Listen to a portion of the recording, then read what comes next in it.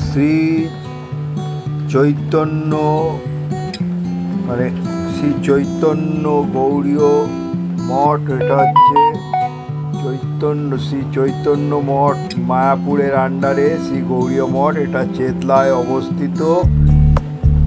তা আমি প্রথমে আপনাদের মন্দিরের বিগ্রহটাকে দর্শন করালাম। দেখুন, অতুলনীয় এই মন্দির, আর পাথরের দিয়ে এই মন্দির তৈরি করেছে গৌরাঙ্গ, তারপরে হচ্ছে কৃষ্ণ, তারপরে রাধা, তারপর নৃসিংহ আছে।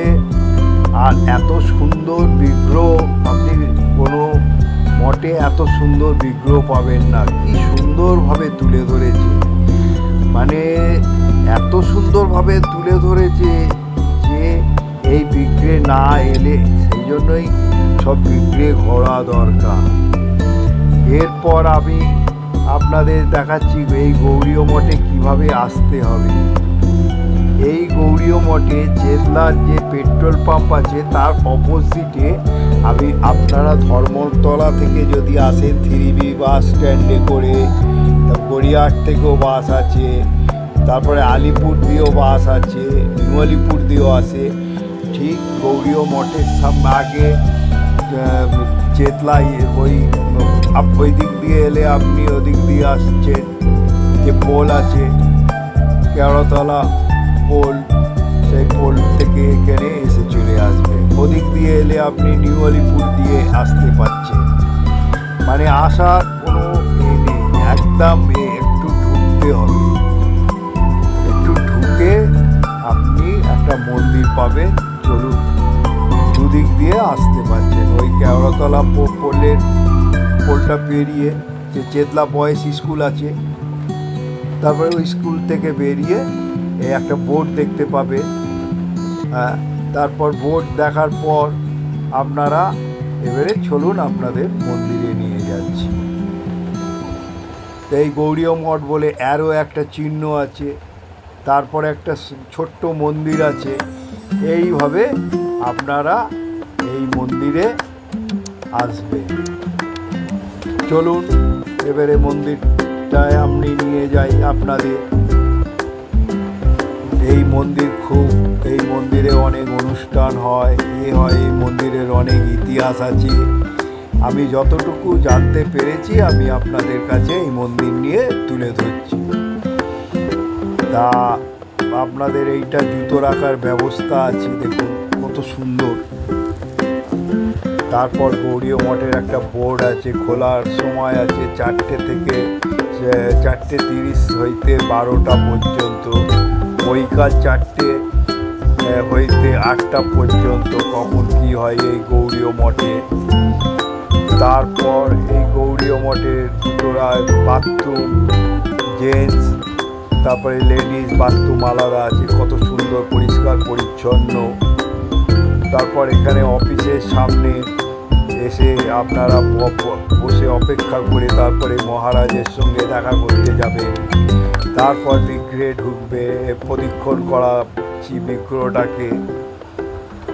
বিগ্রহ প্রদক্ষিণ করার জায়গাটাও কত সুন্দর, দেখুন পুরো পাথরের দিয়ে, শ্বেত পাথরের দিয়ে এই মন্দির তৈরি।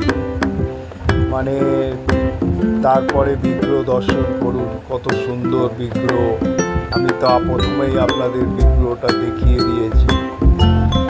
এখানে না এলে আপনারা ঠিক, সেই জন্য মাঝে মাঝে এসে মঠে এতে কাটাতে হবে। এবারে অফিসটা চলুন, অফিসটাই নিয়ে যাই। এই অফিস ঘর, এই অফিস ঘরের যে ঘড়িটা দেখুন কি সুন্দর। অফিস ঘরটা ছোট্টর ওপরে কি সুন্দরভাবে সাজিয়ে তুলে ধরেছে।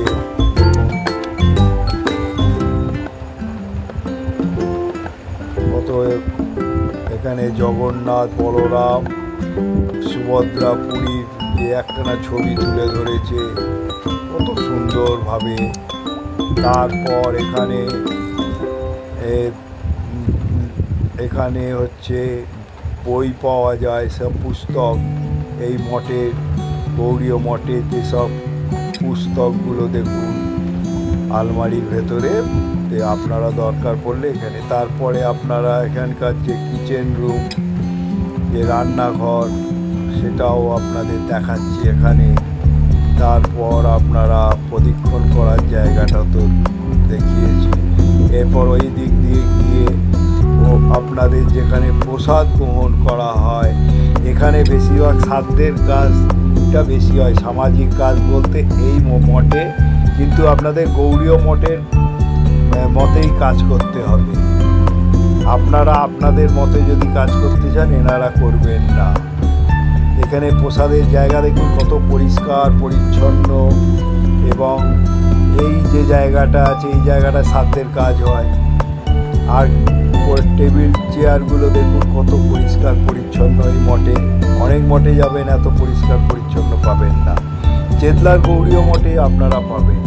আর এই জায়গায় শ্রাদ্ধের কাজ হয়, বেশিরভাগটাই শ্রাদ্ধের কাজ হয় সামাজিক অনুষ্ঠানের মধ্যে। তারপরে যেখানে শ্রাদ্ধের কাজ হয় দেখুন কত সুন্দরভাবে তুলে ধরেছে। এই হলো এই মন্দিরের চিত্রটাকে তুলে ধরেছে। তারপর এইখানেও সামাজিক এই শ্রাদ্ধের কাজ হয় এই বড় জায়গাটার মধ্যে। এখান থেকে মন্দিরের চূড়া বিশিষ্টটা উঠেছে ভেদ করে দেখুন।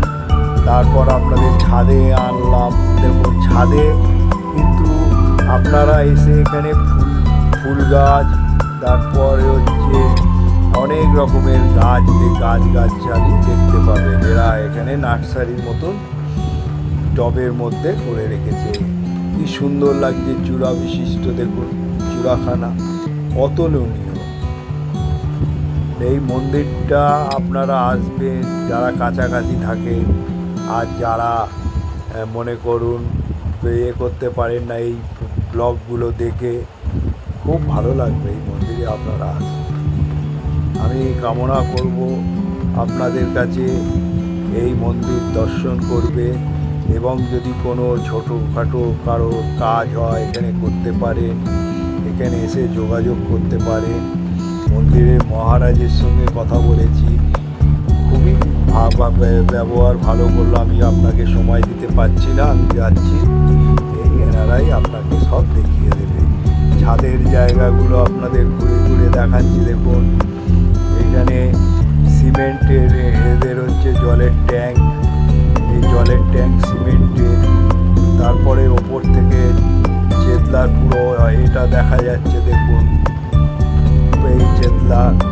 আমি এটা একটা ছোট্ট ব্লগ বানাচ্ছি এই গৌড়ীয় মঠের চেতলার ছাদের ওপর দিয়ে দেখাচ্ছি আপনাদের। তা এই মঠ কিন্তু পুরনো মঠ, আজকের মঠ নয়, অনেক পুরনো।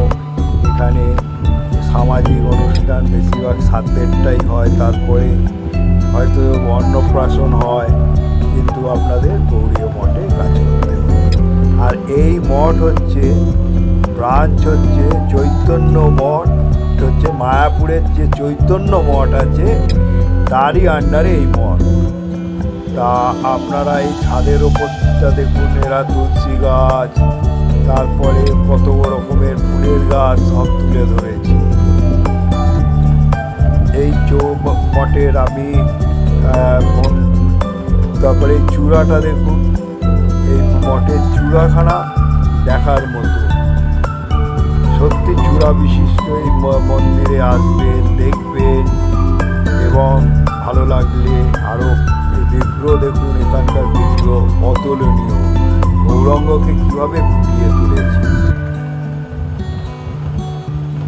অতুলনীয়। তারপরে বন্ধু আমি বলছি যে যদি এই মঠ আপনাদের দেখে বা আমার ব্লগটা দেখে ভালো লাগে, তা আপনারা একটা লাইক করবেন, শেয়ার করবেন। আর যত শেয়ার করবেন বাড়িতে বয়স্ক লোকেরা দেখবে, যারা বাড়ি থেকে বেরোতে পারে না। আমি এই রাম মন্দির, মঠ, তারপরে পুজো এইসব দেখাতে থাকবো।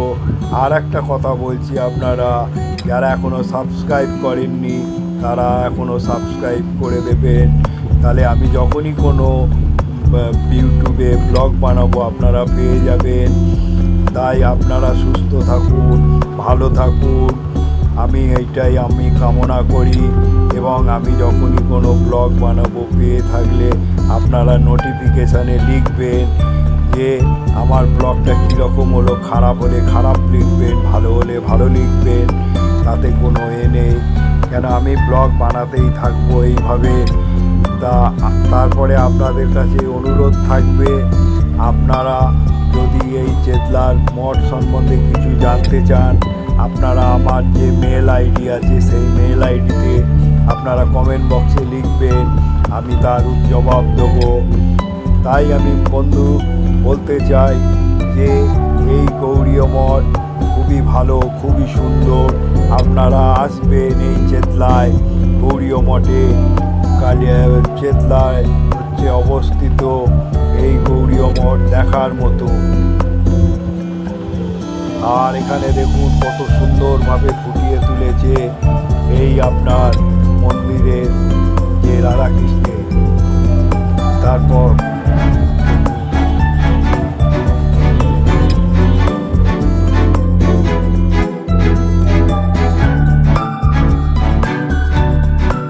এখন মন্দিরের স্বয়ংকক্ষ বন্ধ হয়ে গেল। এখানে 12টার মধ্যেই মন্দির বন্ধ হয়ে যায়।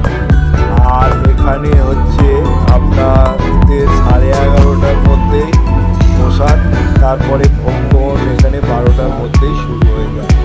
এখন আমি ভোগ করছি খুব সুন্দর।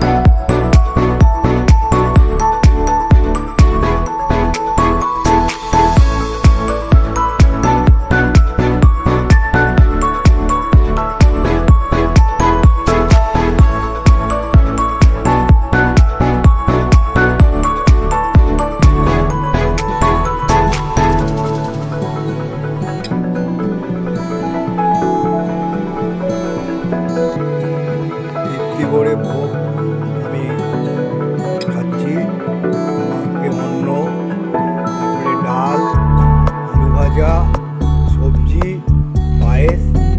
এখানে এসে আমি তৃপ্তি করে খাচ্ছি। এত সুন্দর যে ভোগ পাবো আমি আশা করতে পারিনি।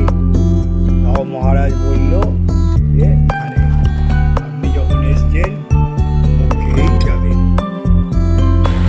বন্ধু, আজকে আমি চেতলা গৌড়ীয় মঠে প্রসাদও গ্রহণ করলাম।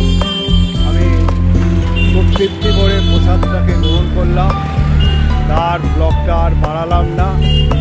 এখানে আপনাদের ভালোবাসা নিয়ে এইভাবে আমি ব্লগ করতে রাখবো।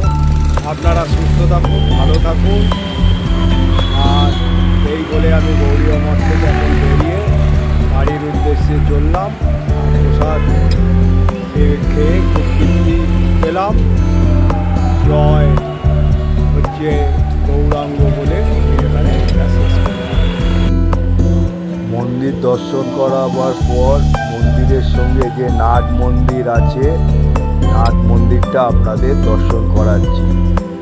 নাট মন্দিরটা দেখুন কত সুন্দর। বসে এখানে যখন কোনো অনুষ্ঠান হয়, বসে পাঠ হয়, গান হয়, তখন বসার ব্যবস্থা কত সুন্দর। তারপর এখানে আপনাদের যে যত মহারাজ আছে তাদের সব তুলে ধরেছে এই ছবির দিয়ে যত গৌড়ীয় মঠে আছে তাদের ছবি তুলে ধরেছে এখানে। দেখুন খুব সুন্দর লাগবে। এই মন্দিরে আপনারা না এলে বুঝতে পারবেন না। এই গৌড়ীয় মঠ চেতলায় অবস্থিত। আপনারা আসবেন, কত মহারাজদের তুলে ধরেছে এখানে। দেখুন খুব ভালো লাগবে এই মন্দিরে। এই মন্দিরে আপনারা আবার যে মন্দিরের বিগ্রহে যে ছবিটা আছে সেটাও তুলে ধরেছে। এখানে আপনারা আসবেন, খুব ভালো লাগবে। এবং আগে ফোন করে আসলে, এখানে কোনো অনুষ্ঠান হলে আসবেন, খুবই ভালো লাগবে। এখানে দেখুন নৃসিংহ দেবের সঙ্গে লক্ষ্মী, এটা কিন্তু সচরাচর কোথাও দেখতে পাবেন না। শ্রী লক্ষ্মী আর নৃসিংহদেব এই ছবিটাও এখানে তুলে ধরেছে। আপনারা দেখুন, খুব ভালো লাগবে। এই মঠের এক ইতিহাস আছে। এই মঠ আগে এখন মায়াপুরের চৈতন্য মঠের সঙ্গে যুক্ত আছে। আর বিগ্রহ তো অতুলনীয়।